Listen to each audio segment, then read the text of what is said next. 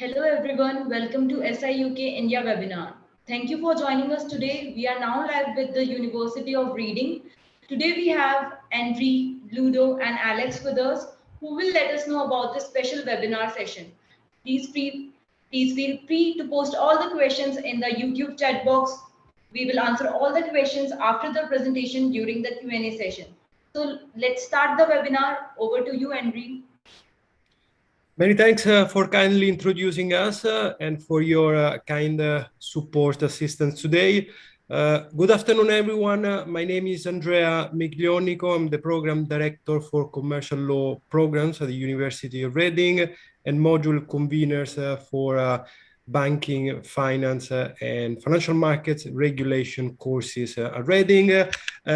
With me, we have a fantastic team. Alex, who is the Program Director for Global Law Programs, and Ludo, who is in charge for any admin questions that you might have. A very warm welcome to the University of Reading.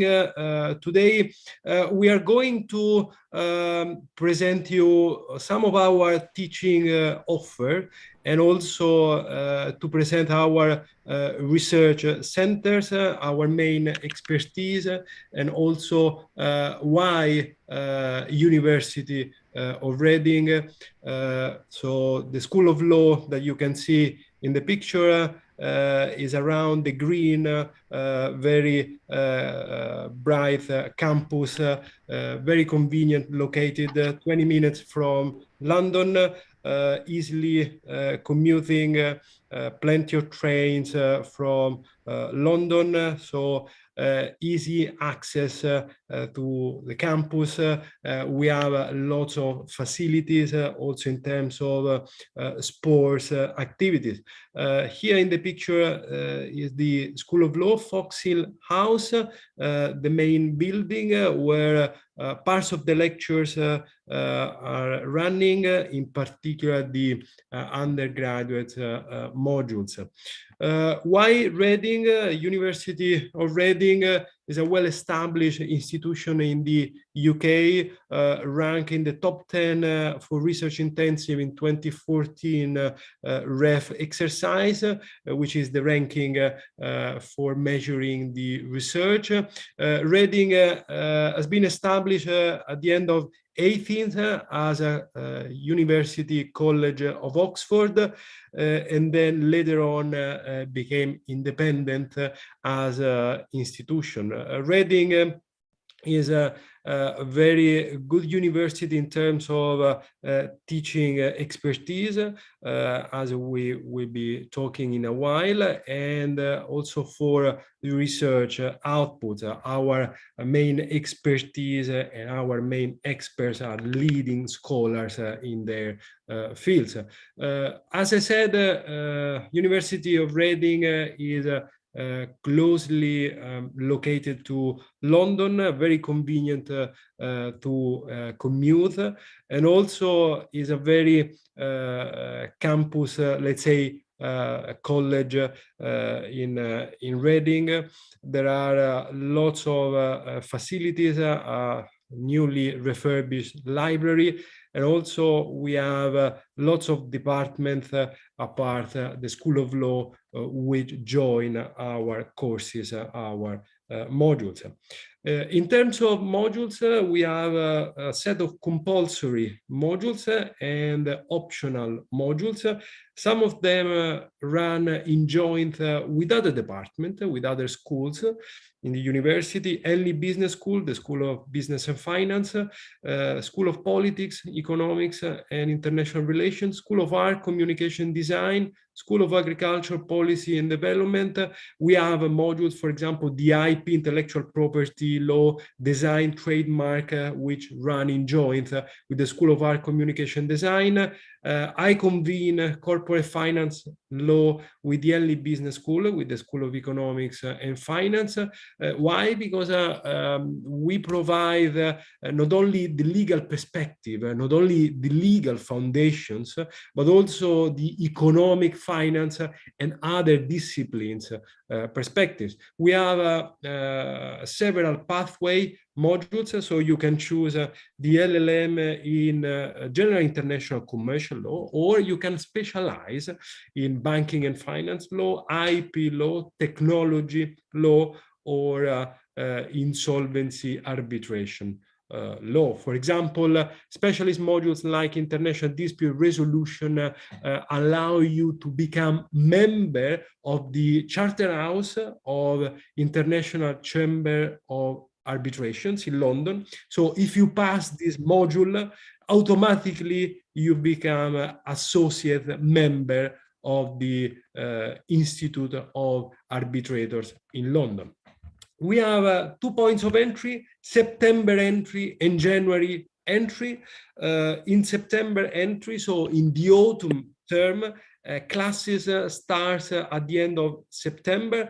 You have a couple of weeks to shopping around for your modules and decide which pathway, which specialization suits for you. And then for those of you who join us in January, we have the January entry. For both September, January entry, we have compulsory modules and optional modules. For example, one of the compulsory modules is the Advanced Issues International Commercial Law. And another compulsory module is Corporate Finance and Law. The dissertation, but Alex will talk about the thesis project dissertation later in the presentation, takes place in the summer term. Degree components, you need to achieve at least 180 credits. All modules are full-time modules. All programs are full-time. That means a full calendar year. Again, we start in September, autumn term, or if you join us in January, you start classes mid of January. Teaching are scheduled in the autumn term or spring term. The dissertation is 60 credits, project 40 credits, depending on the program, and they take place in the summer term. So you will be allocated with a supervisor, a dedicated supervisor who will be working with you in drafting the project, and of course in meeting you about the dissertation. Research skills and project skills are two compulsory modules which help you in designing, developing your project, your dissertation. And the scope of choice of modules from within the school depends on program specialization. Again, I told you we have several pathways, specialization, banking and finance law, IP law, technology law, insolvency, arbitration law, and Alex will talk about the global law programs. Teaching is on a seminar based. We have lots of teaching activities, so we engage students with questions. Our teaching very flexible, is not a formal traditional lecture, but classes are very interactive, also with online activities, also with group presentations or individual presentation. We have different components on depending of the module.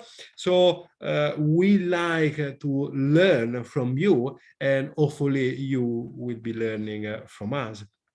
Learn from experts. The beginning of our webinar, I mentioned we have lots of experts and lots of expertise, leading scholars in their field, active researchers working on a diverse range of legal issues across all areas of law.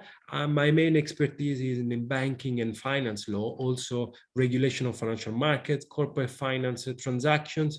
We publish regularly on peer-reviewed journals. We present our outputs, our working papers in conferences, events, and we contribute regularly to global UK policy developments. Alex is an example, but also we have a fantastic team of professors who advise law firms, investment banks, who are also professionals, who also contribute in the UK government and regulatory agencies with their outputs, with their contributions.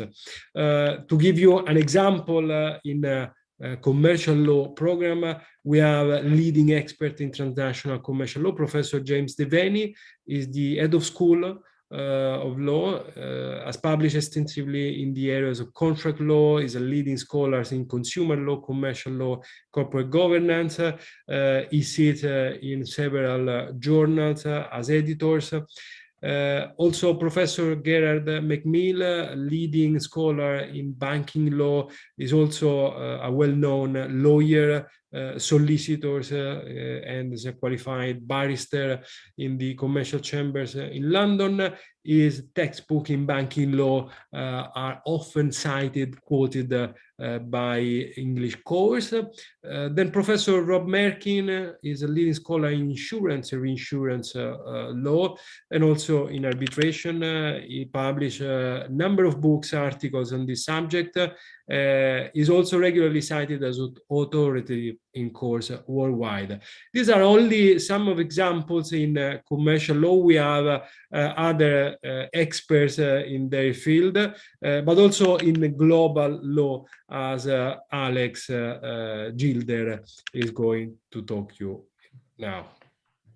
Great, thank you very much, Andrea. So we have some excellent staff who teach on our global law programs and well-known specialists in international law.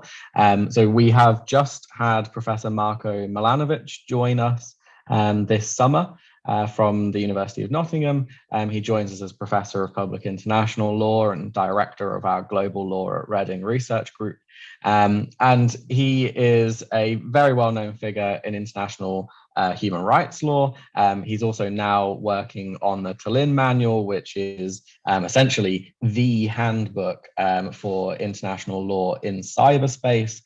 This handbook is created in cooperation with NATO and various other states. And Professor Milanovic delivers courses on cyberspace to civil servants and lawyers and all sorts of other practitioners and professionals from countries around the world. He's also worked with the UN on human rights in Belarus, and he's now working with the Prosecutor General of Ukraine for accountability for war crimes in the current Russia-Ukraine conflict. So lots of exciting stuff there with Marko, and Professor Milanovic will be teaching on the Introduction to International Law module, which means if you come and do, say, the LLM in International Law with us at Reading, Professor Milanovic will be one of the first professors that you come across, and he will give you an excellent introduction to international law. He will also be teaching on contemporary issues of international law with me, and also Professor Rosa Friedman, where we have a kind of like a case study based approach, and these leading professors will be giving you insights into cutting edge areas of research that they are working on and that they want to share with students, that will obviously put you at the forefront of international law when you complete your degree and leave us. So next we also have Professor Rosa Friedman. Now Professor Friedman is a leading expert on international human rights law. She's a member of the UN Secretary General's Civil Society Advisory Board, and she's very active in preventing sexual exploitation and abuse, and on preventing sexual exploitation and abuse and women, peace and security. She works with the UK government very closely. She sits on various panels and advisory boards with the Foreign Office, and works closely with civil servants for developing UK policy in this area. Professor Friedman will be teaching on, as I said, contemporary issues of international law on the LLM degree. She also teaches international human rights law. And then we have Professor Michael Schmidt. So Professor Schmidt is essentially one of the most well-known experts on cyber warfare in the world. He works with Professor Milanovic on the Tallinn manual, but he has very wide-ranging expertise in international humanitarian law. He works with NATO and other states to advise on cyberspace, on the conduct of hostilities. He spends his time at Reading, but also with other organizations and states delivering different courses on international humanitarian law. And he regularly visits the US Military Academy, the US Naval War College, and lots of places. And he's able to bring back a lot of that experience and share that with students at Reading. Next slide, please. Now, something that we really try to do in Reading is have a multitude of research events. Now, we will have research events that are our own staff, but also lots of guests. And actually, just this morning, I was working out the research seminar series for the Global Law at Reading research group for the upcoming year. We have speakers that we are getting in place for the next year. And essentially, these different types of events will range from small seminars, which will have a guest, and the staff at the University of Reading and postgraduate students are always welcome to these types of events. We really want your input. We want to hear your thoughts, because at the end of the day, we learn from you as well. And often there will be some kind of a question from a postgraduate student that will make the guest or the staff in the room think, oh yeah, that's a really good idea. And then that will start a new discussion that helps your learning experience at the university. And that builds a community between the postgraduate students and the staff. And we also have larger public events as well. So there might be inaugural lectures for professors. There might be large panels and big feature kind of events. So earlier this year, we ran an event on the war in Ukraine, and we had a packed room of almost 150 people. Every seat was taken, and we had some really great speakers give a wide range of perspectives on the conflict, and that was helpful for undergraduates, for postgraduates. We could carry those discussions into the class. One second.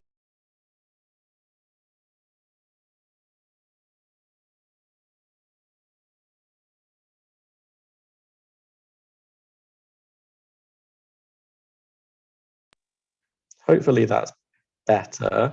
I had to move over to another device because in the current heat in the UK, my laptop was massively overheating. So I've moved over to another device because unfortunately we're not very prepared for hot weather in the UK. And that means that it's a little bit difficult to work in these temperatures. Okay, so just to finish up about guest lectures and research events, postgraduate students are incredibly valued in their contributions in these events. We want to see you there. We want your contributions. We want to have those kind of discussions. And we try to put on a really varied program of different research events for global law, for commercial law, and for other areas of law that the school works on. So you're bound to find something that you are interested in.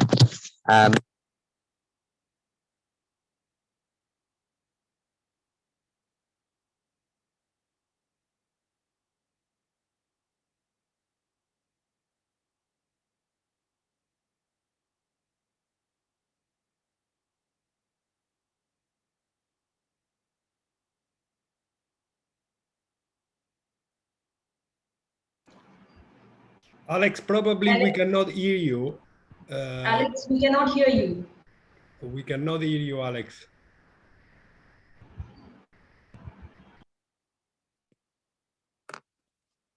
How about now? Yeah, perfect. Right.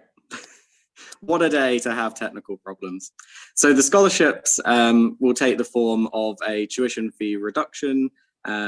Now, students have to be full-time to be eligible for these, and they are open to both international and UK and EU students, which is really great because I think there are a lot of restrictions. I imagine students watching this will be aware that when they're looking for scholarships, there will be all sorts of different restrictions put in place.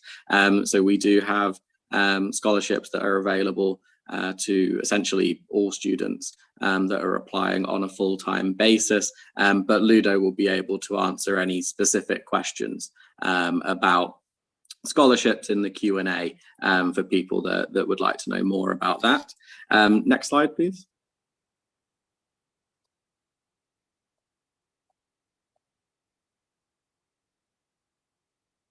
So for careers, obviously we want students to be going on to have fantastic careers, whether that's in practice, in legal practice, whether that's working for international organizations, for government, and so on and so forth. And to support that, we have a number of different ways. So we have an academic tutor for postgraduate students.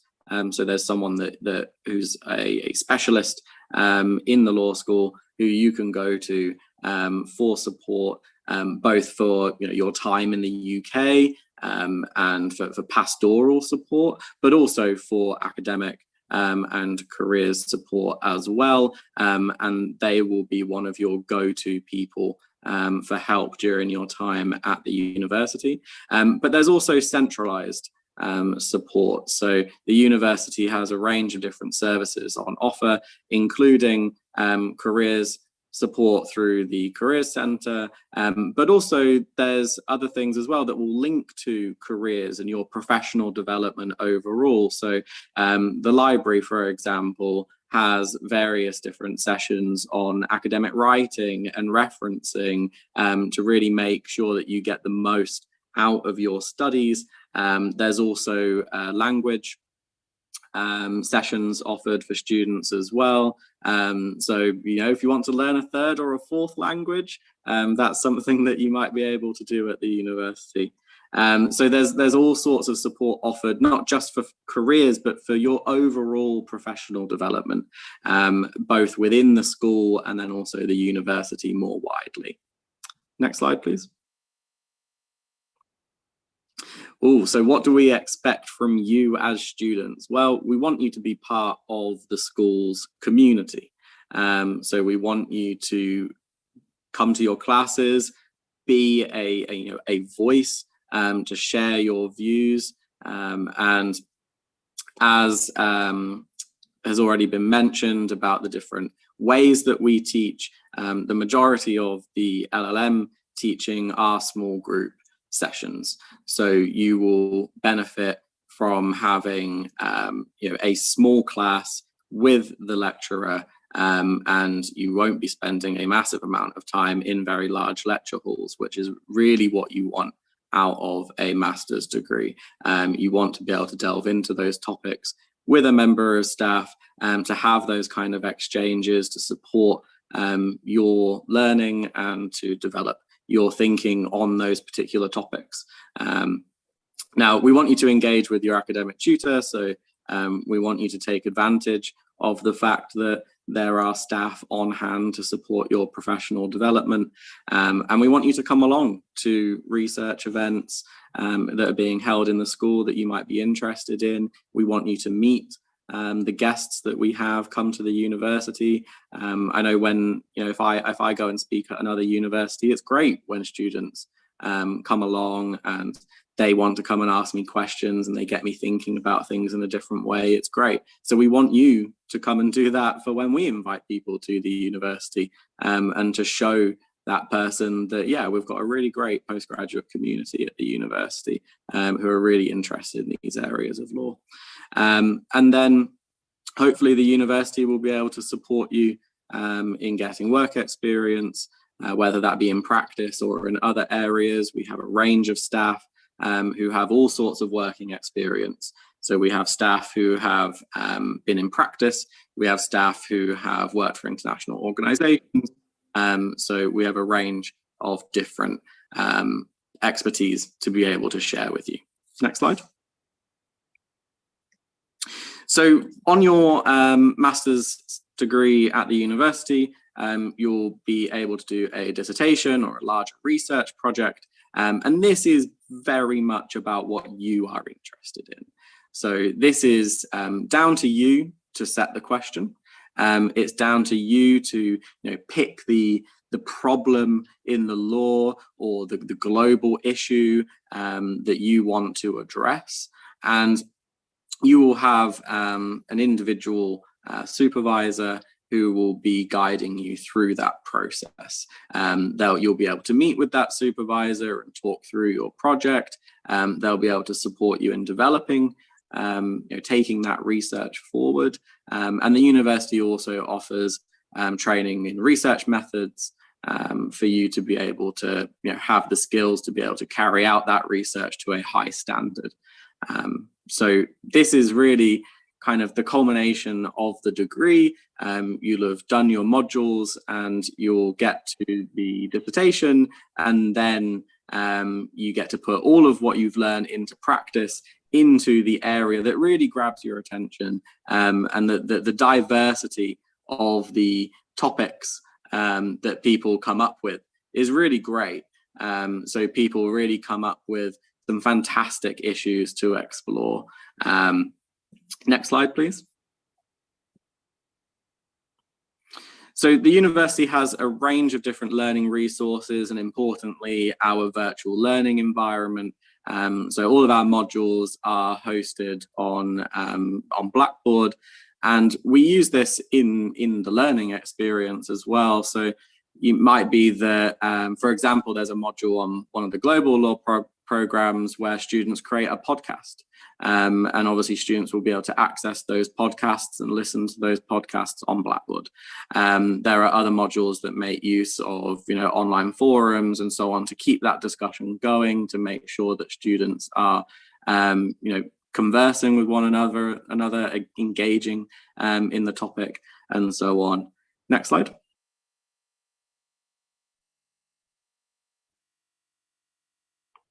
So the library has essentially access to really the vast majority of databases and resources for law.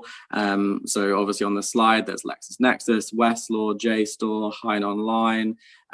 We have, I imagine, very good subscriptions to Oxford University Press, Cambridge University Press, Taylor and Francis journals, Sage journals. There will basically be only a few occasions where you can't access something immediately, but the library will be able to help you if there's something that we don't have immediate access to, and you can request items from other libraries. So in your research for particularly your dissertation, you will not struggle to find the necessary resources, and we have a law liaison librarian who will be able to help you if there are materials that you're finding difficult to locate. Next slide. So that's essentially all from us on the university, the school, the programs that we offer, and we are now here to answer any questions that you may have, anything to do with either the programs more generally. We can answer specific questions about the different programs. So Andrea can answer any specific questions about the commercial law program. I can address issues about the global law programs. And then also Ludo will be able to answer any questions about scholarships or the language requirements and all sorts of other administrative and application questions. So thank you very much. Thanks, Alex. Thanks very much. So we are very happy to take all your questions about our programs. Thank you.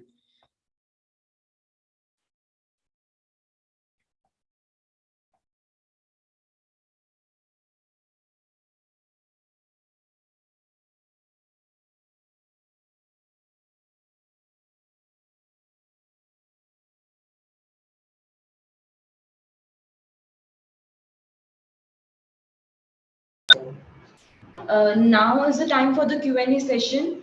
Thank you for the valuable presentation. I will read out all the questions from the YouTube chat box. Thank you, Priyanka. Thanks.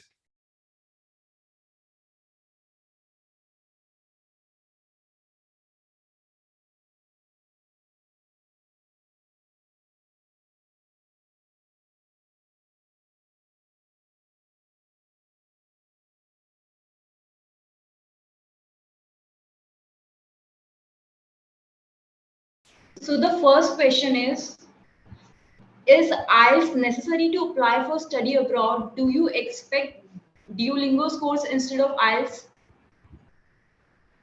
Thanks, Priyanka. We expect students coming on campus from September, but also we acknowledge the fact that there might be visa issues or issues with traveling as the last years with pandemic crisis experience in the UK, but also worldwide.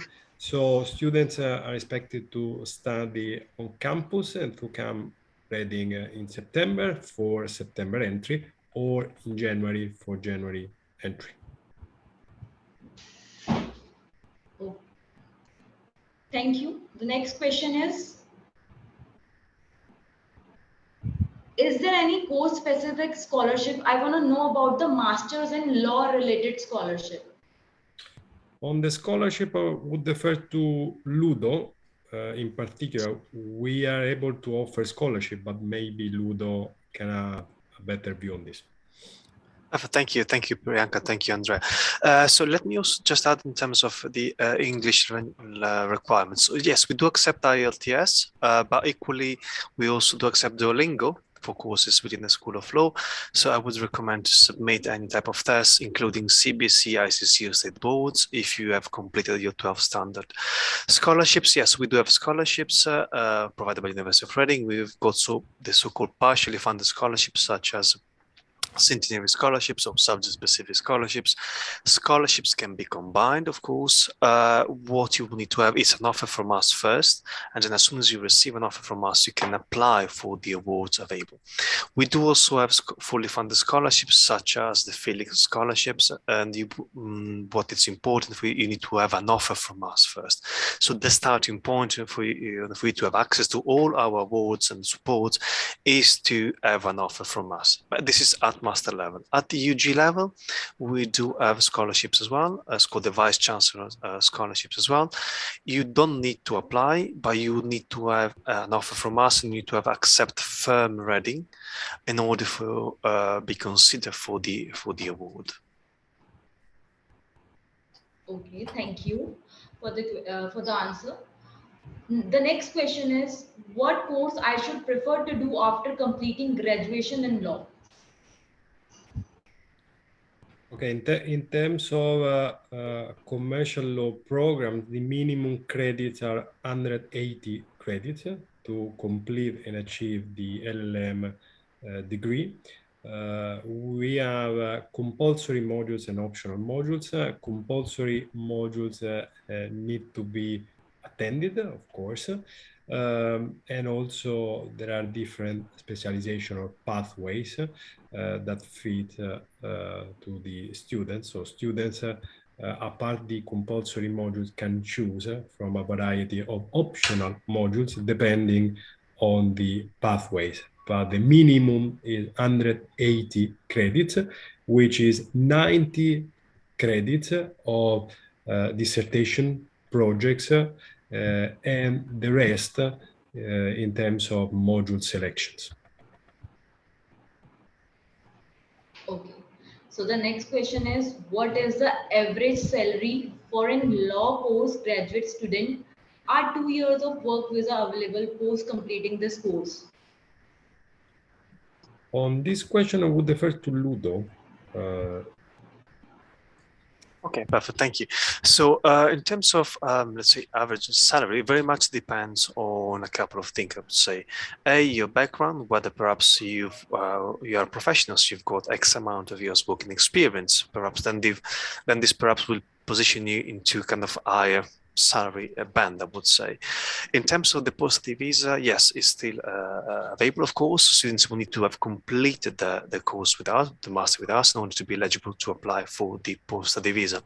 Post-study visa is just two years of stay back in the UK, which allows you to apply for jobs in the UK.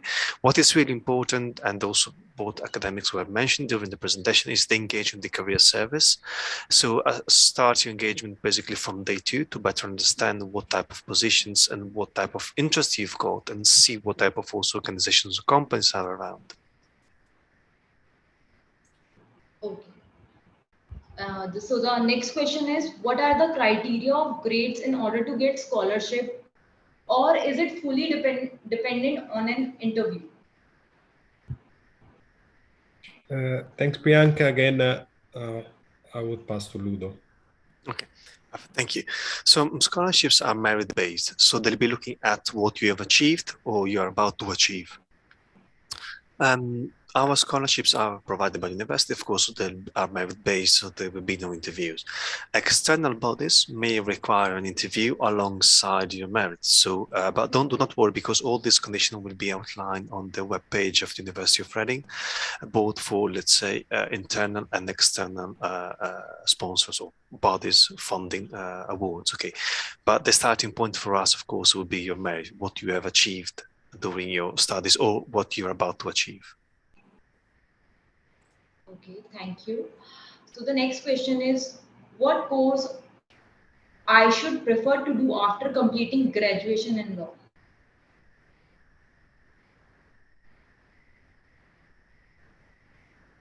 Alex, if you have any suggestions? I mean, if this is a question, if I understand it correctly, perhaps this is a question about what course, what LLM should the student be thinking about doing after doing their undergraduate law degree. Now, this is very much personal preference. So if there are topics that you are interested in, I wouldn't be discouraged from doing a particular LLM in that area purely based on careers and salaries and all that kind of stuff. Because an LLM is really an opportunity for you to delve into the area that you are most interested in law. We have particular strengths in commercial law and international law. So if you are interested in banking, you might want to come and take classes with Andrea. If you are interested in international organizations and the UN and international peace and conflict, you might want to come and take classes with me and the professors that were mentioned in the presentation. But really, this is down to what you want to do with your career. A different LLM with a different specialism might open different doors. But at the end of the day, it's your path to forge, and we will be able to help you with the careers side, both in the school and in the university, to make sure that you get the most out of whatever program it is that you have chosen.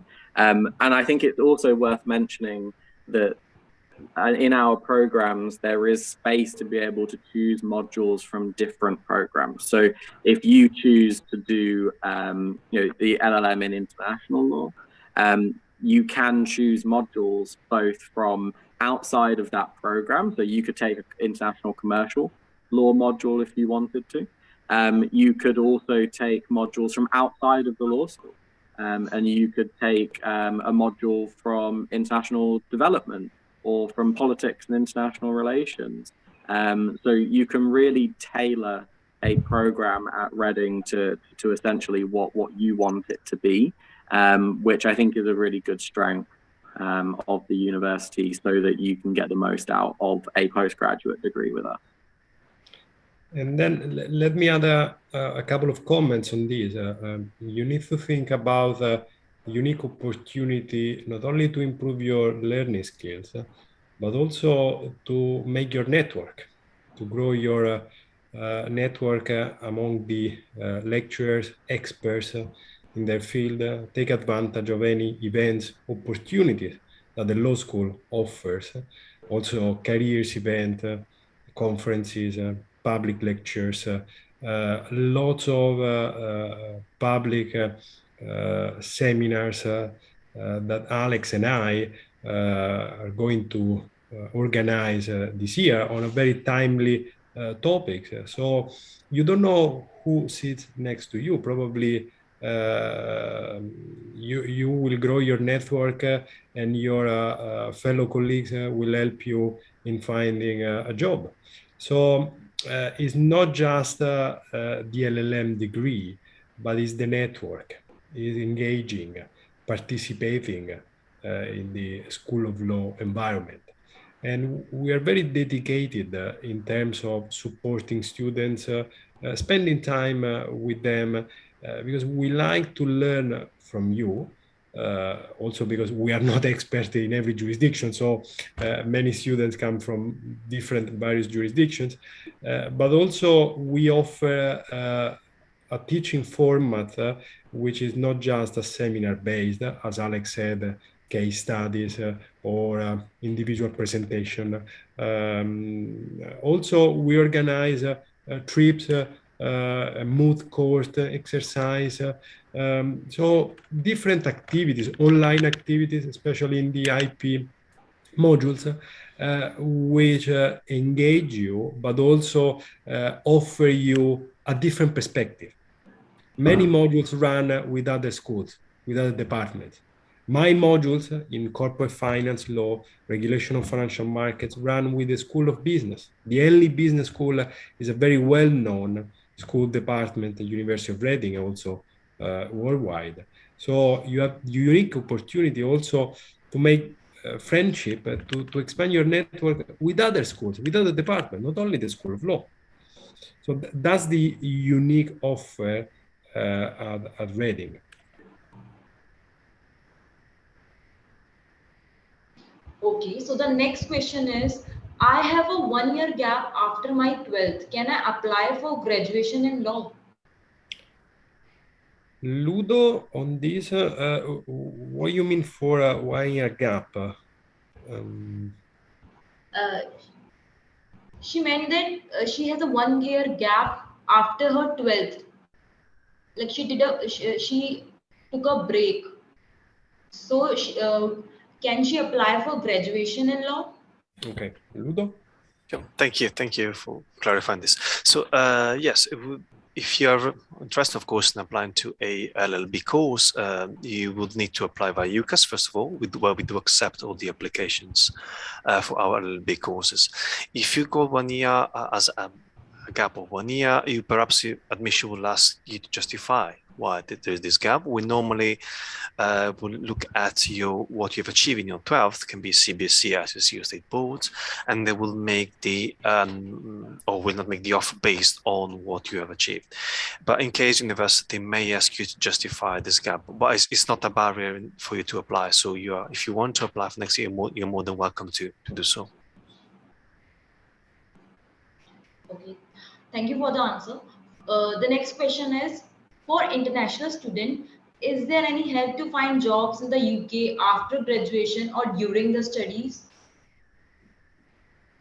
Okay, as I said, we run several careers events. We have a dedicated team, the employment team service or the career service team. They help students in finding internship, stage, or just making their own applications.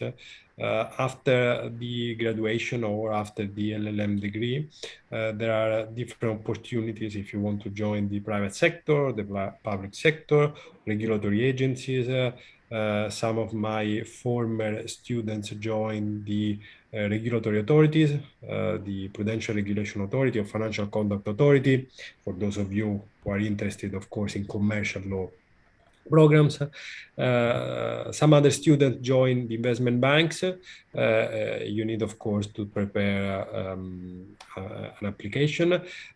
Some of students in the past have been offered a place as an intern. But again, we update students regularly, not only on careers event, but also of any other opportunities. In some modules, the IP modules and the arbitration module, the module conveners secure every year places in law firms and in companies. So there are plenty of opportunities for you depending on your specialization, depending on your pathways. In international law and the global law program, again, as Alex said, we have lots of experts, leading experts in their fields, UN, human rights, refugee law. So there are opportunities at the end of your graduate and postgraduate studies. Ludo, I'm not sure if you want to add anything. Yeah, I would very much echo what you've just said. It's what is really important as a message to engage with all the school activities, the career service. Do not leave things toward the end of your studies, especially at master level. Start from day 2 of your study to engage as much as possible with all the activities, with academics, anything that, because this is important for you. We've got services, not just the career service. So there's a welfare team. There are, let's say, a variety of services available for all of you, but you will need to go to them, because then they can start to know you, and then you can start to know more about us. So the experience will be, I would say, will be more rich in this sense. Okay. I would also suggest to engage with guest speakers, externals, with scholars from other institutions. We regularly invite in global law and commercial law programs lots of externals and guest speakers. An example from my banking and finance law course, a former student of mine, now working at Goldman Sachs. If you want to become a very greedy banker, was in contact with one of my guests. At that time was a manager at Goldman Sachs. I invited him to deliver a class in my module. One of my students was in contact with him and started as an intern, and now is an associate at Goldman Sachs. Another example, another former student of mine is working at Merrill Lynch. So please engage with our guest speakers, with our externals. You never know, of course. Don't be shy. It's your card, it's your opportunity, and you need to play your cards. Okay, so the next question is, what do you think are the pros and cons, if there are any, about getting a master's degree in the UK for international students? Okay, is a question of $1 million. Let's say the pros to specialize from a country which offers an international perspective and not just a domestic local perspective. We offer international disciplines, which means UK, EU, US, and also other jurisdiction perspectives. Is a master program that can give you more chances, let's say, in the job market, and can specialize you in a specific field of your expertise. And also it's a different teaching format. Probably in other jurisdiction, my jurisdiction, I come from Italy, the teaching methods, the teaching format is very formal, standardized, with less engagement with students. We dedicate our time to develop with you your learning skills, your dissertation, for example, your project, and then we offer you all instruments to be successful in the job environment. As a cons, I would not say cons from an LLM degree in the UK, as the UK institutions are very well known, very well recognized worldwide. So LLM degree from the UK give you a better chance and also the required knowledge, skills to be successful in your applications. Again, it's not a sabbatical year. It's not a year that, of course, you need to tick the box with your CV.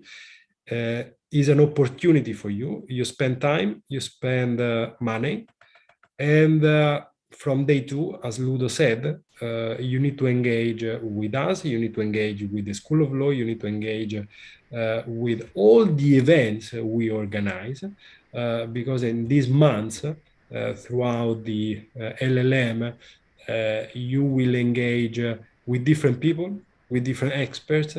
So again, you need to play your cards wisely. But also you need to know that it's not just ticking the box in your CV, putting your LLM to show up that you achieved the LLM. No, you need to grow your network, and also you need to take advantage of anything the School of Law offers in terms of improving your skills. Okay. So the next question is, what are the visa and application deadlines? Ludo, on this, again, we said we have 2 entries, January and September entry, but Ludo probably has a better view. Sure, and absolutely. Thanks for these questions. In terms of application deadline, we don't have a deadline as such. Of course, having 2 entries, what we tend to suggest for the students is to apply as soon as they basically have got an interest. Give them plenty of time to supply documents, to supply anything, also to apply for scholarship. This is really important. I would not leave the application towards the let's say the beginning of the course, because then time will be a bit tight. So as soon as you've got an idea, you want to start, place your applications. In terms of visa, I'll be sharing with you now in chat box, so feel free to the contact for our visa team. They'll be more than happy to provide you all the timeline and so on and so forth for your visa application. Okay. So the next question is, can we still apply for September intake? Yes, you can still apply for September entry. Again, there is no strict deadline, as Lucio said, but keep in mind about the visa application.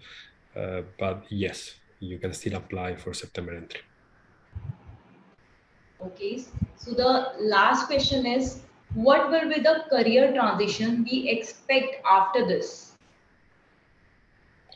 Ludo or Alex, as you prefer. Again, it's a very personal, subjective question. So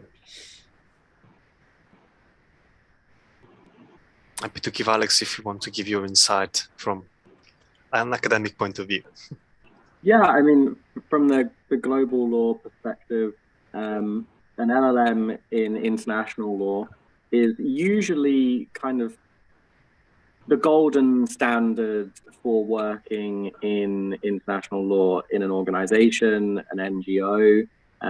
Say you're interested in human rights and you aspire to be, say, a human rights officer at a global charity.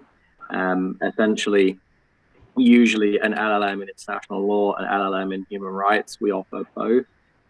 Those are typically seen as the entry requirement. You don't necessarily need to be domestically trained to go and work for an international organization or non-governmental organization. So that doesn't mean that you have to be, say, a qualified solicitor or barrister or attorney from your home country.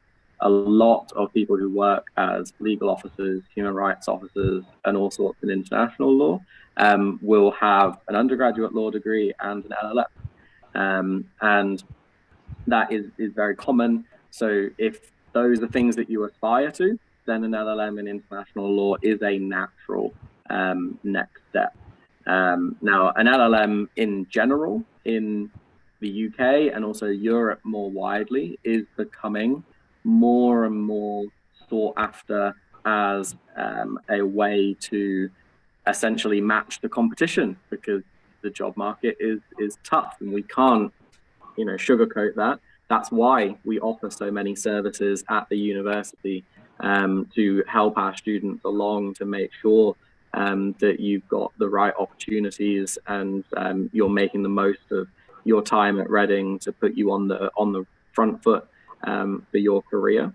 But an LLM is becoming more and more common for law graduates to actually stand out from the pack, to specialize in a particular area of law for what they then want to go into, to show that you've done that extra year of study, that long research project that then sets you out as the best candidate for a particular role in an organization that specializes in that area. So from a global law program perspective, an LLM in international law is usually the natural step for a lot of our students who have career plans in mind for you know, international law, human rights, and so on. Okay, so I have covered all the questions from the YouTube chat box, and I would like to thank you all for answering the questions so well. So do you want to put any final words? Thanks Priyanka for your support. Thanks everyone for joining us today on our webinar. I look forward to meeting you in Reading. Have a good summer break, and again, we very much looking forward to seeing you in Reading. Thanks very much. Thanks to my colleagues Ludo and Alex. Thank you for your valuable time, everyone. Thank you for your valuable time. To all the audience, if you have any further questions, feel free to contact SIUK India office. Have a great day. Bye-bye. Take care. Thanks. Take care. Bye. Bye, guys.